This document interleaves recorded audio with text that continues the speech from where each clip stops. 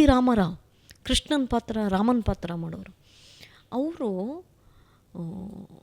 ಆ ಇಡೀ ದಿವಸ ಮೇಕಪ್ ಹಾಕ್ಕೊಂಡಾಗ ಊಟ ಕೂಡ ಮಾಡ್ತಾ ಇರಲಿಲ್ವಂತೆ. ಬೇರೆ ಅಭ್ಯಾಸಗಳೆಲ್ಲ ಬಿಟ್ಬಿಡಿ. ಬೆಳಗ್ಗೆ 3:30 ಊಟ ಮಾಡಿಬಿಡೋರಂತೆ, ಆಮೇಲೆ ಮೇಕಪ್ ಹಾಕ್ಕೊಂಡು ಇಡೀ ದಿವಸ ಹ್ಯಾಕ್ ಮಾಡೋರು.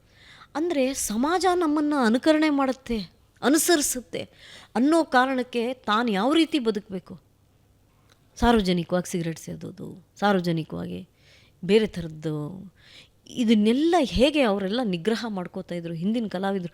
ಬಿಕಾಸ್ ಆ ಸಮಾಜದ ಪ್ರತಿ ಅವರ ಬದ್ಧತೆ. ಸೊ ಅದು ಈ ಕಲಾವಿದರಿಗೆ ಆ ಬದ್ಧತೆ ಇಲ್ಲ ಅನ್ನೋದು ಒಂದು ಭಾಗ. ಅವರು ಡೈವರ್ಸೇ ಆಗಿಬಿಟ್ಟಿದ್ರೆ ಯಾರೂ ಪ್ರಶ್ನೆ ಮಾಡ್ತಾ ಇರಲಿಲ್ಲ. ಆಕೆ ತನ್ನ ಕಷ್ಟಗಳನ್ನು ಹೀಗೆ ಬಹಿರಂಗವಾಗಿ ಹೇಳ್ಕೊಂಡ ಮೇಲೆ ಇವರು ಇದನ್ನು ಮಾಡಿದಾಗ ಏನಪ್ಪ ಇದು ಅಂತ ಅನಿಸುತ್ತೆ.